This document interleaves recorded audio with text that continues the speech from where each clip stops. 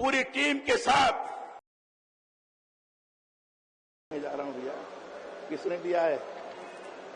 मैं अभी समाप्त करने जा रहा हूं। मुझसे अगर बुला रहे हो तो मेरे जो कल्याण सिंह के संबंध रहे, मैं अपने को रोक नहीं पाऊंगा, इसलिए मुझे रोकने की बात मत सोचो। मैं संक्षेप में बोलूंगा, लेकिन हमारे संबंध जिस तरह के रहे हैं उसको न राजू जी आज जानते होंगे, न संदीप जानता होगा। भारत माता की जरा जोर से आवाज आनी चाहिए। ये पता लगना चाहिए कि हम कल्याण सिंह जी के भूमि पर यहां विद्यमान हैं, इसलिए उसी प्रकार की बुलंद आवाज आनी चाहिए। भारत माता की, भारत माता की। आज हिंदुत्व को जिन्होंने साकार स्वरूप प्रदान किया था, केवल पूरे हिंदुस्तान भर में ही नहीं तो दुनिया में एक विशेष प्रकार से उनके नाम की उक्ति हुआ करती थी। ऐसे स्वर्गीय कल्याण सिंह जी के चौथी पुण्यतिथि के अवसर पर यहां आए हुए हिंदुत्व को साकार रूप प्रदान करने की दिशा में सनातन की सहज रूप से लोगों के अंदर अनुभूति कराने की दृष्टि से जो सक्षम मुख्यमंत्री हैं, जिन्होंने अपने दायित्व का बड़ी कुशलतापूर्वक निर्वहन किया है, चाहे कानून व्यवस्था हो, चाहे प्रदेश का विकास हो, दोनों दिशा में जिन्होंने उत्तर प्रदेश को उत्तम प्रदेश बनाने के लिए लोगों का आह्वान किया है, ऐसे हमारे यशस्वी मुख्यमंत्री आदरणीय श्री योगी आदित्यनाथ जी। मंच पर विराजित जो बहन आपके बीच में आई, उमा जी, बड़ा पुराना हम लोगों का परिचय संबंध है। इन्होंने हमेशा अपने ललकार से जनता को जीवंत रखा, अपनी ललकार से हमेशा राम जन्मभूमि के प्रति लोगों के अंदर आकर्षण पैदा किया था। ऐसी बहन उमा भारती जी।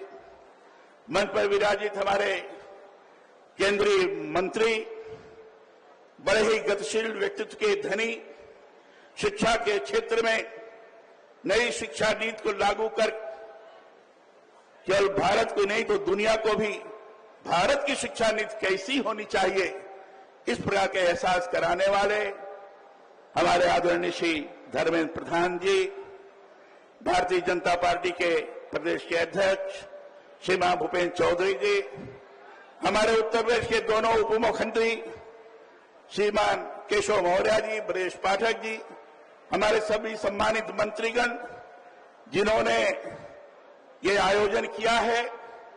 कल्याण सिंह जी के सुपुत्र, उनके पौत्र, दोनों के अंदर कल्याण सिंह जी की प्रतिमा झलकती है।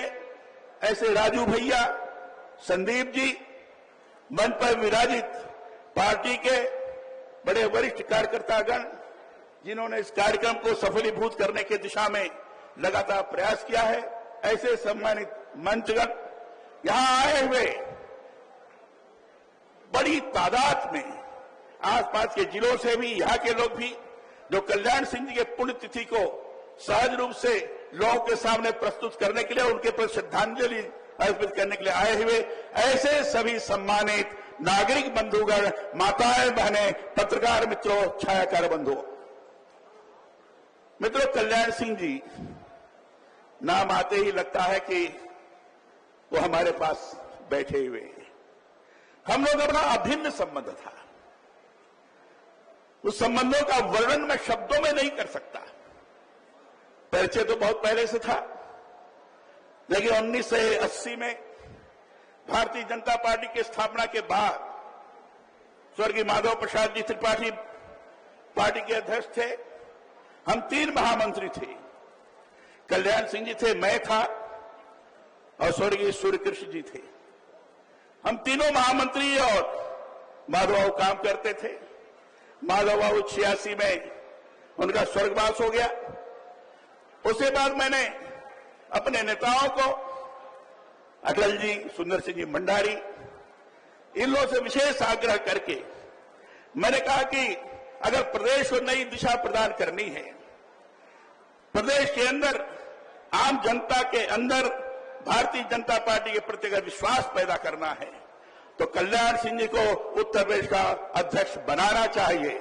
हमारे नेताओं ने इस बात को स्वीकार किया और 1986 में कल्याण सिंह जी भारतीय जनता पार्टी के अध्यक्ष बने। मैं महामंत्री बना। मुझे याद है भारतीय जनता पार्टी जब बनी थी तो भारतीय जनता पार्टी की स्थापना के पहले, क्योंकि स्थापना काल में मैं भी सहभागी रहा हूं, हर विचार विमर्श में मैं रहा हूं, और उस समय तय हुआ था पार्टी तो नहीं बनाई जाए, दोहरी संस्था का नाम लेकर जनता पार्टी में बाकी के नेता अलग होते जा रहे थे, अलग पार्टी बना रहे थे। हमारी पार्टी ने तय किया ठीक है हम अलग हो रहे हैं तो हम कुछ जनता के सामने रखें कि हम क्यों पार्टी बनाना चाहते हैं। तो हमारे नेताओं ने तय किया कि पहले हम घोषणा करें पंचनिष्ठाओं की, और घोषणा किया हमारी पंचनिष्ठाएं होंगी जिसके ऊपर भारतीय जनता पार्टी आधारित होगी। वह निष्ठाएं होगी राष्ट्रीयता और राष्ट्रवाद, सर्वपंथ संभाव, लोकतंत्र में विश्वास, शोषण मुक्त समता युक्त समाज की स्थापना और नैतिकता के ऊपर आधारित राजनीति। इस प्रतिबद्धताओं को लेकर भारतीय जनता पार्टी बनी। मैं और कल्याण सिंह जी जब आपस में विचार करते थे तो कल्याण सिंह जी ने कहा कलराज जी, पार्टी ने तो घोषणा की है पंचनिष्ठाओं की, हम लोग भी क्यों ना एक कर्मनिष्ठा की घोषणा करें। हमने कहा क्या करना चाहिए, तो अब मिलकर के तय किया, 5 नारे लगाए हमने, कल्याण सिंह जी ने। और कल्याण सिंह जी ने कहा गांव गरीब किसान, झुग्गी झोपड़ी का इंसान, गरीबों का कल्याण, महिलाओं का सम्मान और नौजवानों का उत्थान। ये 5 कर्मनिष्ठाएं श्रीमान कल्याण सिंह जी ने घोषित किया था और उसके अनुसार लगातार काम करते रहे। हम दोनों मिलकर पूरी टीम के साथ लगातार काम करने में किसी भी प्रकार का, मैं करने जा रहा हूं भैया, किसने दिया है, मैं अभी समाप्त करने जा रहा हूं। भैया मुझसे अगर बुला रहे हो तो मेरे जो कल्याण सिंह जी के संबंध रहे, मैं अपने को रोक नहीं पाऊंगा, इसलिए मुझे रोकने की बात मत सोचो। मैं संक्षेप में बोलूंगा, लेकिन हमारे संबंध जिस तरह के रहे हैं उसको न राजू जी आज जानते होंगे न संदीप जानता होगा। बहुत अभिन्न संबंध था, परस्पर इतना जबरदस्त विश्वास था कि कोई बात होती थी तो कहते थे कलराज जी से पूछ लो, मैं कहता था कल्याण सिंह से पूछ लो। मुख्यमंत्री और अध्यक्ष दोनों के बीच में इतना परस्पर का संबंध पूरा हिंदुस्तान याद करता है, पूरा हिंदुस्तान कहता है कलराज और कल्याण सिंह की जोड़ी एक अद्भुत जोड़ी है। उस समय कल्याण सिंह जी कहते थे कलराज होगा तब कल्याण होगा, इतना जबरदस्त विश्वास था। ऐसे कल्याण सिंह जी के पूर्ण उनके मृत्यु के पश्चात मन में बड़ी पीड़ा हुई थी। वो राज्यपाल थे, उनके स्थान पर मैं गया, राजस्थान में मैं भी राज्यपाल रहा। रोज बीमारी के अवसर पर रोज मैं फोन से राजू से बात किया करता था। क्या स्थिति है, उनके मृत्यु के पश्चात मुझे बड़ी पीड़ा हुई थी। कल्याण सिंह नहीं रहे, वह आदर्श स्वरूप देखने को नहीं मिलता है। इसलिए आज उस प्रकार के व्यक्तित्व जिन्होंने हिंदुत्व को प्रखर किया, जिन्होंने राम जन्मभूमि आंदोलन के अंदर जेल में भी जाकर हम सब लोगों को कार्य करने की दृष्टि से आगे बढ़ाया, जिन्होंने दुनिया के अंदर भारत का स्वाभिमान क्या होता है, उत्तर प्रदेश का स्वाभिमान कैसा है, इसको दर्शित कराने का प्रयास किया, ऐसे कल्याण सिंह जी की आज पुण्यतिथि है। सौभाग्य की बात है हमारे बीच में आज योगी आदित्यनाथ जी है। मैं कह सकता हूं हिंदुत्व तो सनातन को साकार करने की दिशा में जिस तरीके से उनका प्रयास है, दुनिया आज उसका लोहा मान रही है। चाहे प्रयाग का कुंभ रहा होगा और चाहे लगातार सनातन के बारे में चर्चा करते हैं, राम जन्मभूमि के निर्माण के अवसर पर जिस तरीके से लक्षावधि दीपोत्सव उन्होंने किया, ये दुनिया के लिए एक आकर्षण का विषय बन गया। मुख्यमंत्री के नाते उन्होंने कानून व्यवस्था ठीक की। कल्याण सिंह ने कहा था कि अपराधी को हम छोड़ेंगे नहीं, न कि निरपराधी को छेड़ेंगे नहीं।